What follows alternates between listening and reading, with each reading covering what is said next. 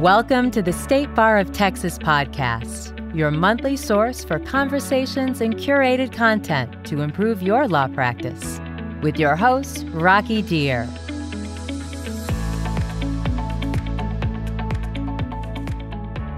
Hi there, this is your friend Rocky Dhir coming to you from the State Bar of Texas podcast. You know, I had a question.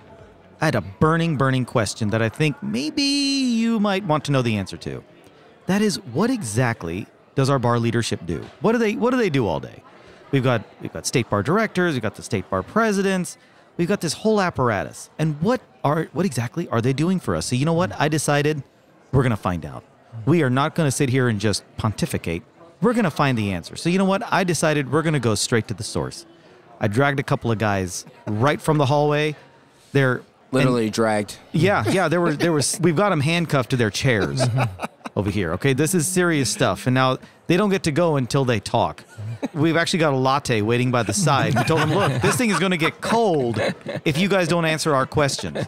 So what I did was I went and got Rudy Metayer and Erich Birch, two of our state bar directors. Rudy's from Pflugerville. And, you know, I remember Pflugerville, Rudy, because my high school once, I think it was a girls' soccer team, made it to state, and it was in Pflugerville. So Pflugerville was all over our school. We all knew about Pflugerville. We had a big bus ride down. And you obviously have, a deep and affectionate love for Pflugerville, right? Hey, it's a great place. Pflugerville was amazing. And we got Erich Birch from Austin, two of our state bar directors. Thank you guys for being here. And by the way, you know how I got them here? We're at the State Bar of Texas annual meeting 2018. So we're in Houston. We've got me, a Dallas boy. We got a Pflugerviller and an Austinite.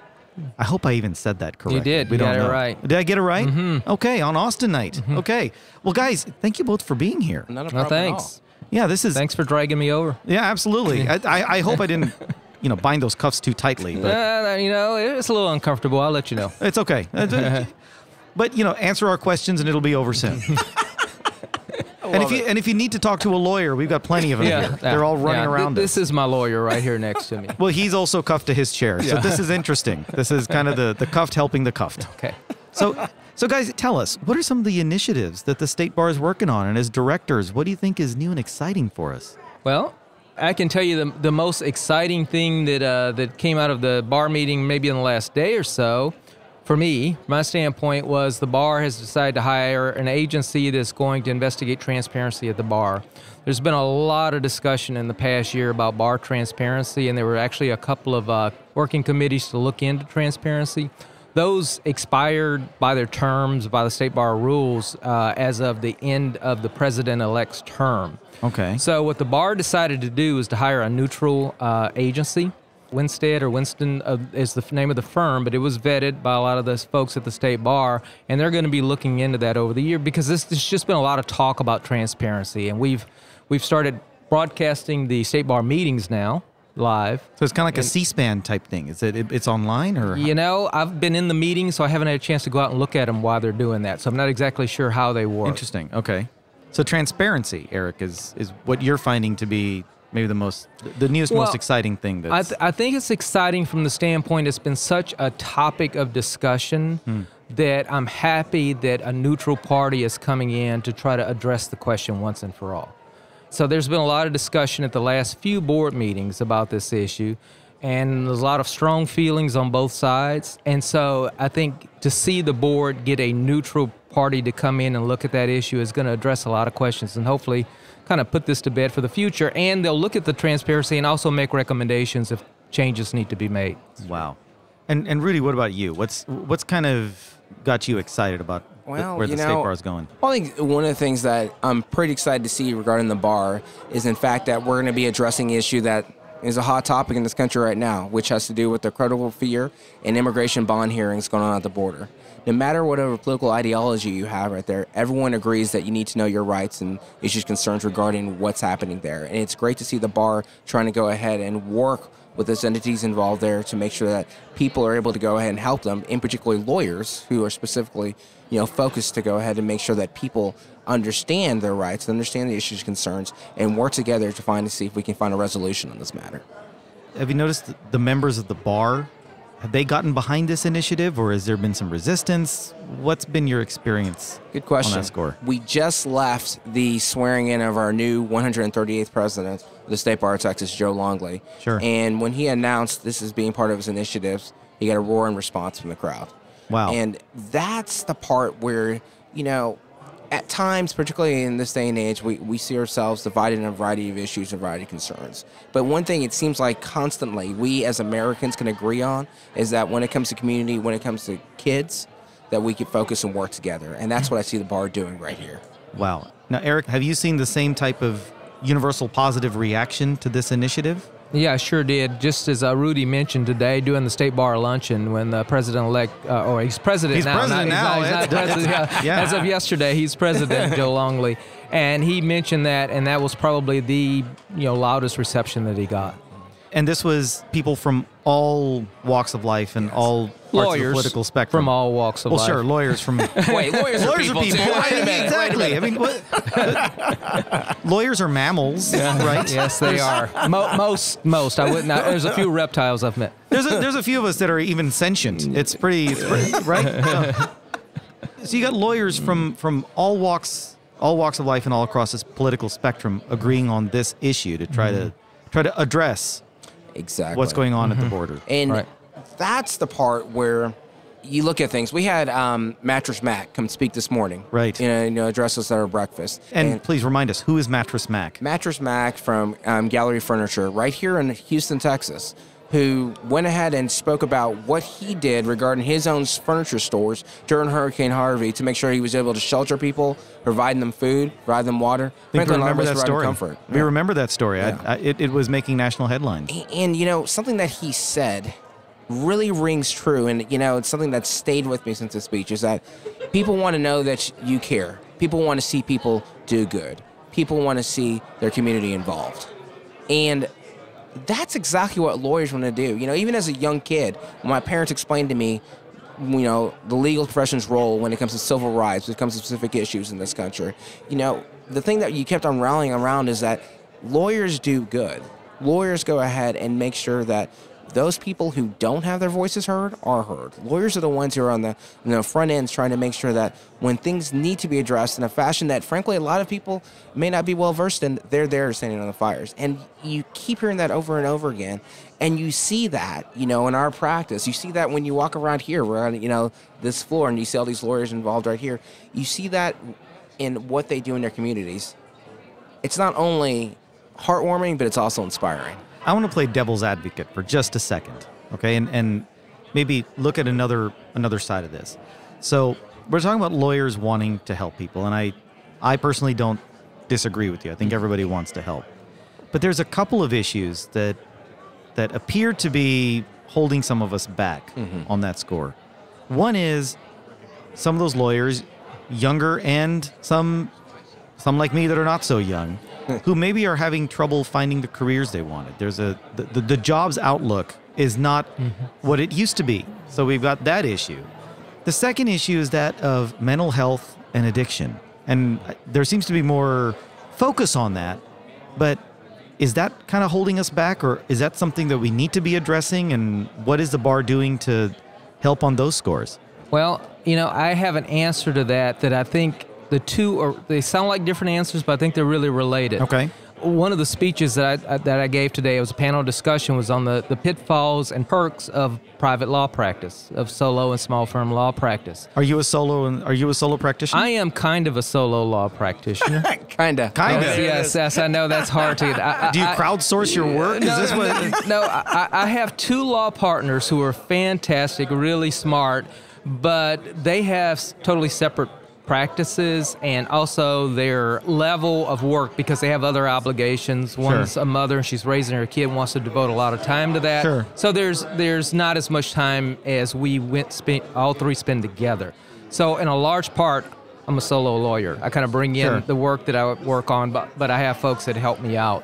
But I've been giving this speech with the State Bar for probably as long as I've been a lawyer, just as a solo lawyer. Wow. Ever since I first started doing this, I went solo in about 2000. And one of the first speeches I gave was the 7 things to look for when you're going into solo law practice, and to how to know when you're ready. Well, one of the things I learned doing all of that was, you hear often about lawyers are not happy with their lives. Well, if you break that down, you'll find out that the level of satisfaction with the lawyer's practice has a big part to play in that. And sometimes I think there's a misfit for where lawyers are. For example, I worked for a law firm for about 7 years, and at the end of the 7 years, I was almost ready to go back. I'm an engineer before I became a lawyer. I was almost ready to go back to become an engineer. I was not enjoying the practice of law.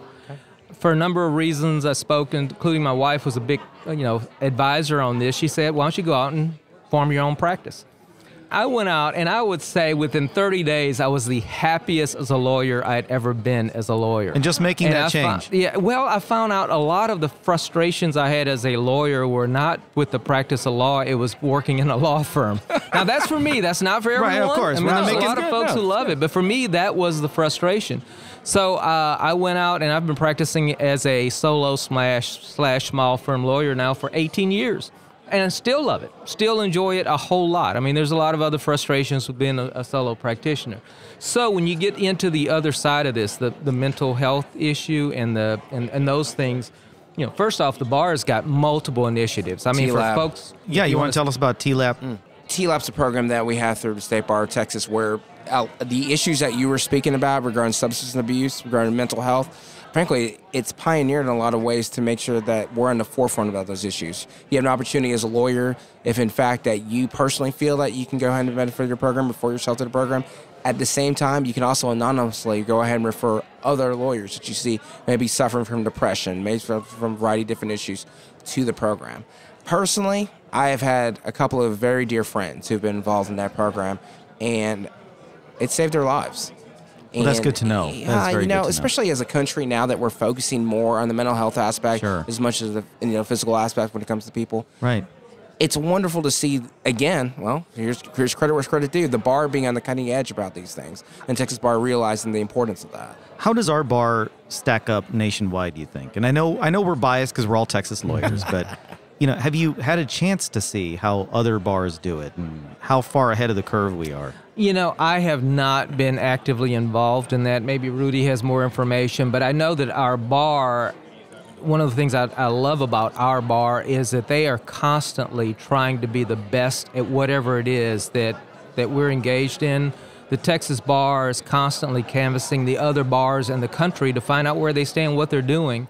And, you may have heard the TOJI program, the Texas Occupation Justice Incubator. That was Frank Stevenson's initiative. That's Frank Stevenson's program. And, that went from we didn't have a program like that 2 years ago to now we're the largest in the country of 75 different programs. We're the largest in the country after 2 years. And that was an awful lot of going around the country, finding out what everyone else is doing, taking the best and doing it here in Texas. So I don't know all of the details of the TLAP program. One of our former bar presidents was very instrumental in getting that initiative gone 2 years ago.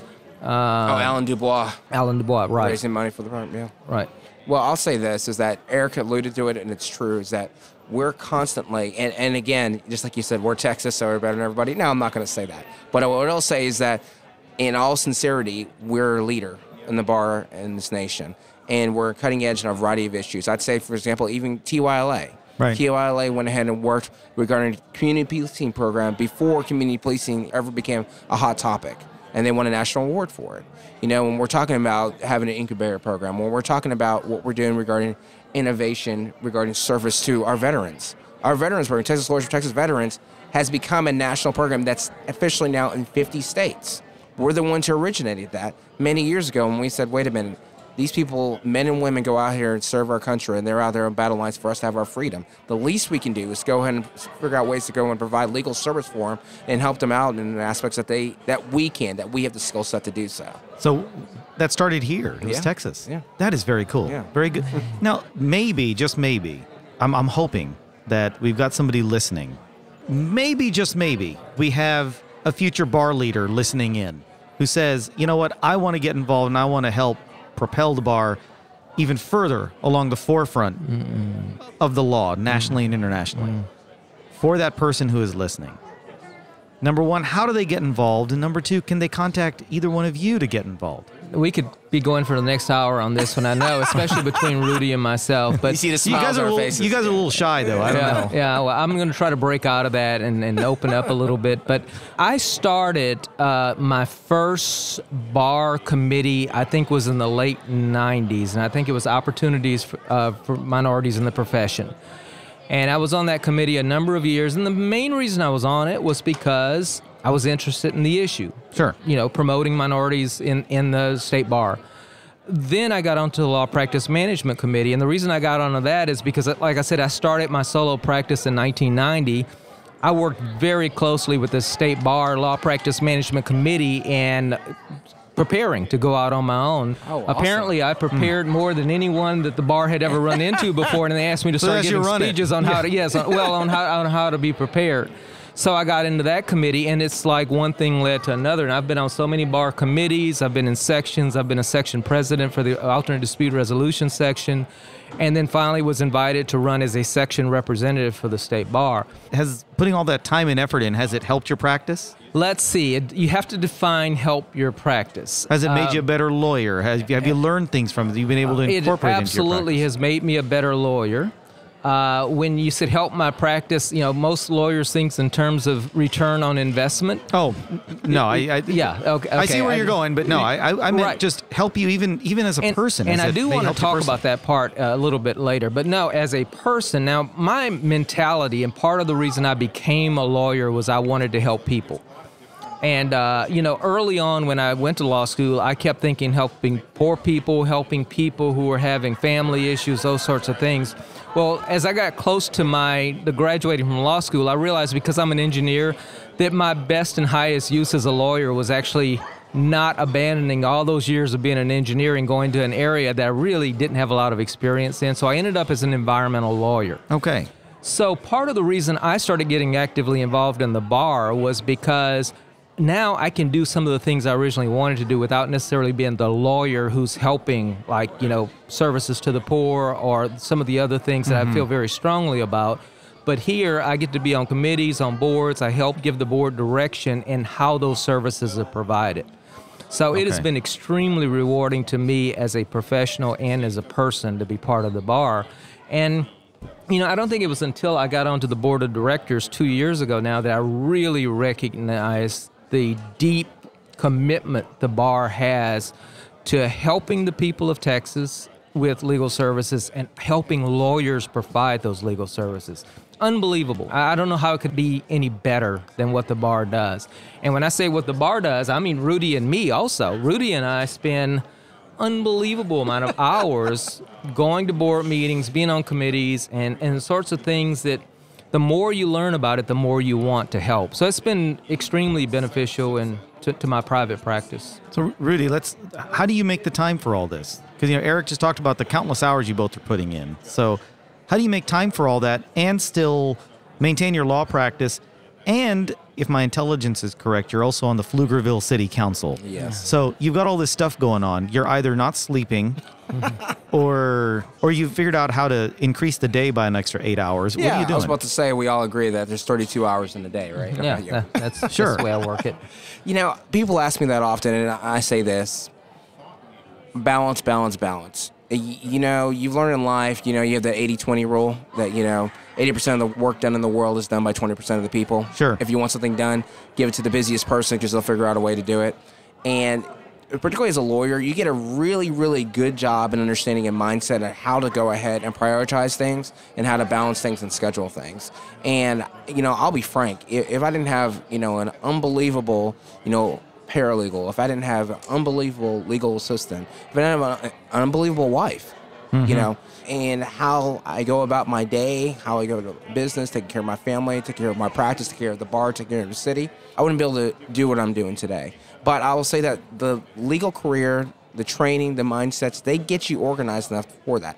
And, you know, I'm not some guy who's, you know, that's my personal opinion. It's amazing how I do these things. I think that often and not, I tell people, I'm like, hey, if I can do it, you can do it too. And it's amazing how a lot of the things, particularly when we talk about the bar and the bar practice, you heard what Erich said. You asked him a question about how did he get involved, and you saw the evolution of him getting involved in the bar, something that interests him, and he turned it entwined and made it into, you know, his career path and worked from there and integrated from there. That's what the bar does. A lot of this stuff is, you know, you can ingrain, you can take with you into what you do in your practice. It makes you a better attorney. It's like if you listen to these podcasts.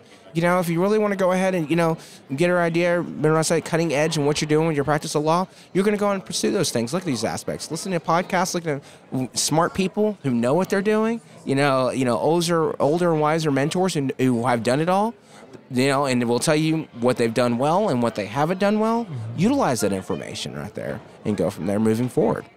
How can future bar leaders that are listening in, how can they contact you or contact somebody to get more involved and to maybe get some direction on? Well, I'll give him Rudy's phone number right now. Sure, give it. 867-5309, right? We're good. Okay. Right. No, you know, there's so many opportunities to participate in the bar. I mean, it starts at the local bar levels. I mean, most, you know, cities have local bars. City, county bars. Yes, and get involved there. Start off, the simplest thing is just by go to the silly meetings. You know, I mean, there are meetings. There's subsections of the bars that meet. Just show up. And, you know, for any lawyer that's not doing that, they are missing out on a huge marketing opportunity because whether lawyers recognize it or not, most lawyers in private practice get their clients from other lawyers. Sure. Because how many times have I gotten a call from someone who says, hey, I've got this real family law issue, and I go, well, I don't do family law, but let me give you one of these 3 guys' names or 3 women's names that do this same practice. So a lot of it comes from referrals. Well, where do I get those names? Because I go to the local bar, I meet these people, I ask them, what do you do? And I said, well, I'm glad you gave me that. You do defensive driving, DWI. You know, I've been looking for someone to add to my list so that whenever I get that call for someone looking for DWI defense, I've got a name to give them. So, I mean, that's where I would start. Well, I'll answer directly, and I'll give him Erich's number now. So, I mean, I'm at the law firm of Chamberlain McKinney. And if somebody's interested in contacting me, I encourage you. You can shoot me an email at rmetayer@chmc-law.com. Easy enough. They can maybe get involved and find out how to, I guess, ignite their law practice with a little bit of state bar and local bar initiatives. Everything that listen to what Erich had to say right there as well. He's a perfect example of that happening. Yeah, and just because I'm not going to let Rudy outdo me, I'll give you my email address also. It's Rudy. It has to be yours. It can't be a made-up email address. No, it's ebirch, E-B-I-R-C-H, @birchbecker.com. So, and anyone can send that. And by the way, if I don't respond immediately, I have a very aggressive spam filter, so try it a couple of times, you know, and then it'll get through. Well, this has been fascinating. I've really enjoyed this. I thank you guys for coming by and talking to us and sharing your insights about the bar, where it's going, getting involved, and your stories. Thank you guys for your service to the bar and for coming and joining us today. Rudy, Erich, thank you both. Well, Rocky, thank you very much. Appreciate the opportunity and appreciate you all dragging us over. And when do we get the cuffs off? Patience, Iago. Patience. We have to go off the air first, because otherwise they're going to hear the clanking, and that's kind of dissonant to people. It creates this cacophony in their ears. I'm thinking about our listeners. Okay. Wow. So, you know, look, if you want to get in touch and get involved in the bar, we really encourage you to give some thought to this.